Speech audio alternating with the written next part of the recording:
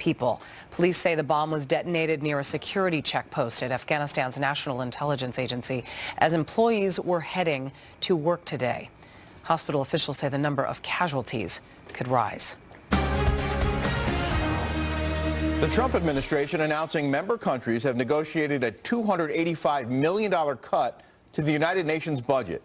This comes after UN Ambassador Nikki Haley last week threatened to cut back on contributions, saying America was tired of getting disrespected by the world body, reacting angrily after more than 100 countries, including some of our closest allies, voted to condemn the U.S. decision to recognize Jerusalem as the capital of Israel. The ambassador in a statement saying, quote, "This historic reduction in spending, in addition to many other moves toward a more efficient and accountable UN, is a big step in the right direction. While we are pleased with the results of this year's budget negotiations, you can be sure we'll continue to look at ways to increase the UN's efficiency while protecting our interests." Over the weekend, Guatemala, which voted in support of the U.S., announced plans to move its embassy to Jerusalem. Let's bring in Ambassador John Bolton, former U.S. ambassador to the UN, Fox News contributor, and senior fellow for the American Enterprise Institute. Good morning, Ambassador. Good morning. Glad to be with you. I'm wondering if Nikki Haley read your editorial in the Wall Street Journal, because you were calling for a reduction in money being given to the United Nations. Well, I think this is a real opportunity for the Trump administration. You know, there are plenty of parts of the UN system that don't deserve any U.S. funding, let alone a cut.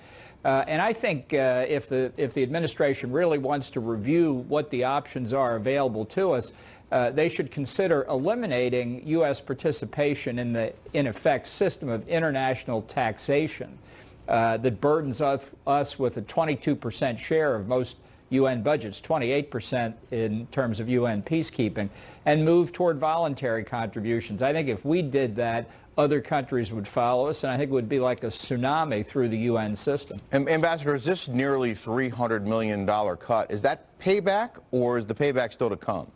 No. This is the budget for the 2018-2019 UN biennium. That's the way they do their budgets in two-year chunks, and so this has been negotiated over a period of time. It comes after the Thursday General Assembly vote on Jerusalem, but it was basically baked in the cake before then. Well, in that vote, Ambassador, we had many allies vote against us and against the move of the U.S. Embassy from Tel Aviv to Jerusalem. Those countries that voted against us, we give them $21 billion a year. So there's a lot more money that could be pulled, right? Sure, that is a separate subject, but also raised by the president, that in terms of bilateral foreign assistance, there might be cuts in that as well. But I think the focus on the UN is proper because it's the forum that the UN provides that allows for this kind of U.S. bashing. And I think many Americans were shocked to see U.S. allies join with our adversaries to criticize us for doing what? For deciding to put our embassy in Israel's capital city. So, you know, this is one of these catastrophic mistakes that the UN makes from time to time, but it's why it gives the Trump administration a real opportunity to say no more business as usual. But it's not a surprise to see the UN vote against the U.S. on the subject of Israel, or to target Israel in the General Assembly. Well, it's not coincidental at all. Indeed, it's something that I think the majority in the General Assembly got used to during the Obama administration. Maybe they didn't realize there was a new president, but I think that's going to come. I think it's now really up to the administration to come up with what its plan will be. But I think it would find great receptivity in Congress and may even have a political impact in an election year as well. As someone who knows the UN very well, sir, what impact might this $285 million cut actually have? Listen, there's nothing that speaks like American money at the UN, and when we don't put our money where our mouth is, frequently we're just ignored. I think this cut was something based on agreement with a lot of the other countries, so in that sense it's not so revolutionary, but the stage is now set for some pretty dramatic steps, and I think the administration would be well advised to do that. For example, I think we should withdraw from the UN Human Rights Council. I think we should totally defund it. I think it's just pure theater. There are a number of other UN programs and agencies I think we could zero out, and we stay in the ones that we think are actually providing value. I mean, it's a revolutionary principle. The United States should pay for what it wants and expect to get what it pays for. Most Americans would say, aren't we doing that already? Yeah, but we're giving them billions of dollars a year. So this is basically a drop in the bucket. Well, it's a start, and I think it's important, and I think the signal that it sends is one that ought to get people thinking, what else should we cut? Looking at the multilateral development banks around the world that provide subsidized loans to countries that are competitors of the United States in the international marketplace. I would think that's something the Trump White House would want to look at as well. Ambassador John Bolton, we appreciate your insight this morning. Thanks very much. Glad to be with you. Well, a major airline issuing a major mea culpa, what United is doing after a passenger complained. A congresswoman was given her first-class seat. Plus, the nation's retailers seeing their best Christmas in years. The two major factors fueling this and why this could be just the start. United Airlines is now apologizing and offering a $500 travel voucher after a passenger accused the airline of giving her first-class seat to Democratic Congresswoman Sheila Jackson Lee earlier this month, telling the woman her reservation had been canceled and then giving her a seat in Economy Plus. The flight was from Houston to Washington, D.C. United says it upgraded Jackson Lee automatically and not because she's a member of Congress. The Congresswoman in a statement says that she didn't ask for anything exceptional or out of the ordinary. Well, Santa delivering Christmas cheer for America's retailers. The Wall Street Journal reporting retail sales are at their very best pace in 6 years, and the shopping season is not over yet. Oh, God, don't tell me it's not over yet. I am done. We're joined now by Fox Business Network anchor Cheryl Casoni. Why would people continue to shop after this? You know what today is? What is today? It's Tuesday Return Day. That's what that is. Oh, yeah, That's Tuesday Return Day. I'm like, wait, we've got Black Friday, Cyber Monday, Tuesday Return Day. I just made that up. That's not really an official It really title, is, but it is. A lot of people run to the stores. Yeah. This is why I only online shop. But, I mean, obviously the economy's doing well, and it proves it in all of the shopping that was done over the holiday season. Yeah, we've spent $598 billion so far this season. That is $33 billion more than we spent last year. So That's the years, incredible. like the year-over-year comparison is incredible. Stock market, gangbusters. You've got unemployment at a 17-year low. Tax reform did pass. You know, the average American, according to the Tax Foundation, is going to see their paycheck go up anywhere from 0.5% to 2% in 2018. So all this buzz, you know, makes consumers more confident. We're going to get another reading this week, you know, to see how the markets react. But yeah, I mean, it's been incredible. People bought things for the kitchen. They bought a lot of toys, obviously. Coats were a big seller so far this year. So people are really going out, and they weren't just hitting the online. I mean, I online shopped. Yeah, yes, but that's just because I hate lines. I hate walking into a store. Or just being in crowds. Exactly. Or just getting out of the house. You and I are on our computer shopping.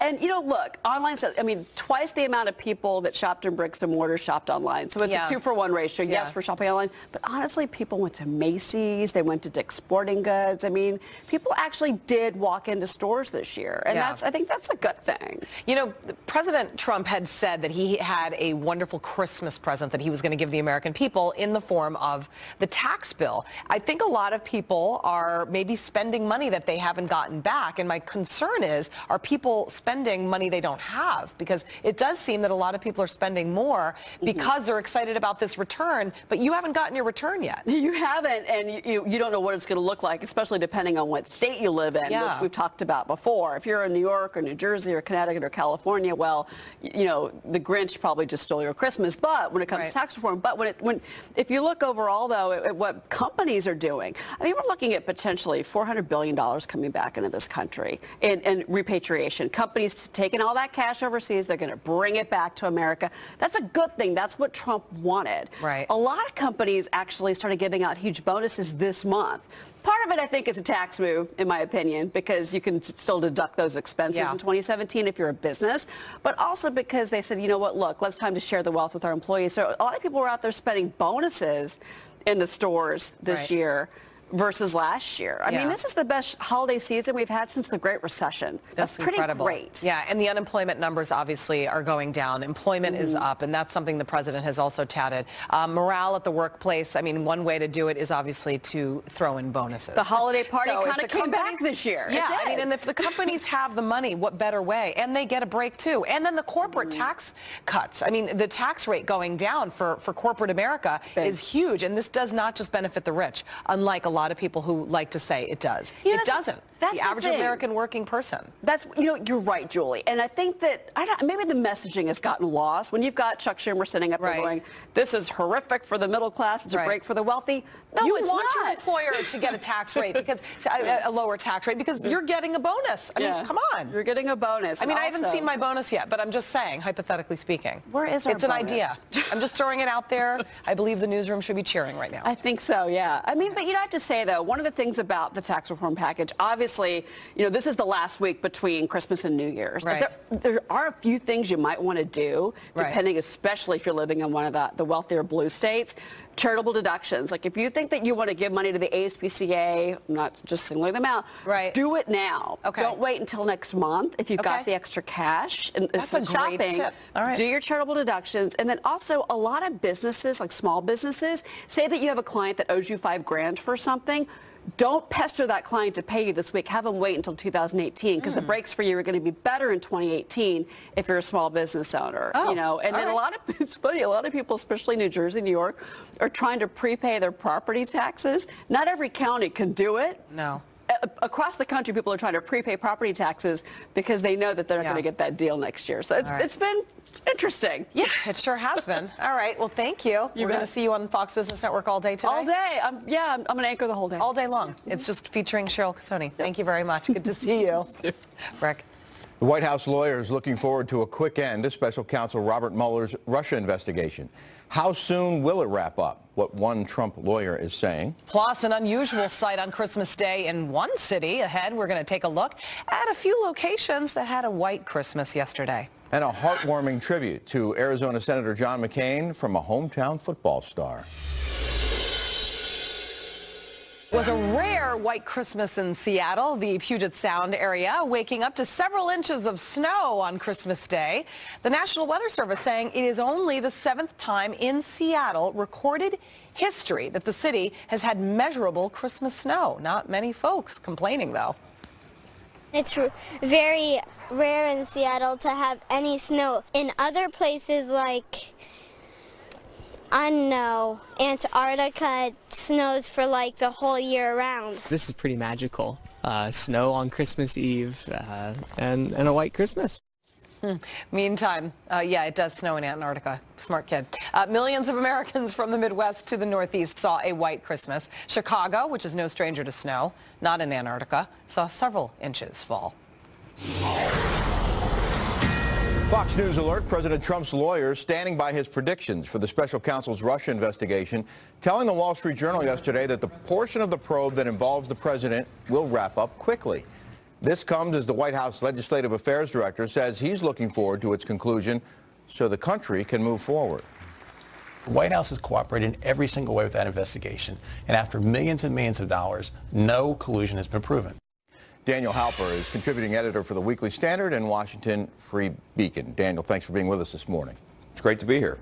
So the lawyer says he's looking forward to expeditiously wrapping up this matter. Wishful thinking? Perhaps. We just don't know what he's basing it on. I mean, we know the lawyers generally in these kinds of investigations communicate with one another, so perhaps he has some sort of indication from Mueller's team. But it also seems more likely that it's wishful thinking, that the Trump White House and the president and all his subordinates want it to be over sooner rather than later. It has been a major distraction and a big impediment to getting a lot of things done, though they have overcome that as well in some cases. And it seems like perhaps they're projecting rather than basing it on fact. Well, looking forward to it doesn't mean that they actually expect it.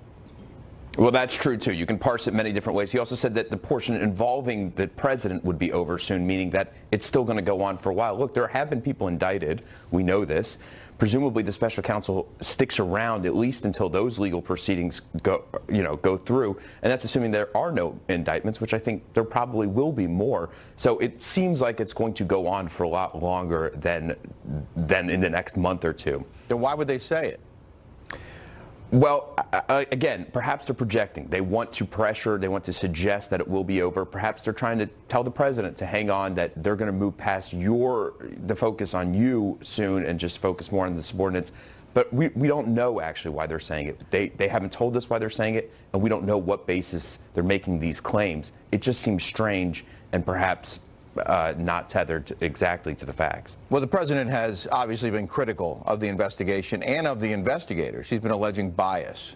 Do you think that's justified? In some cases, there's evidence to suggest that there has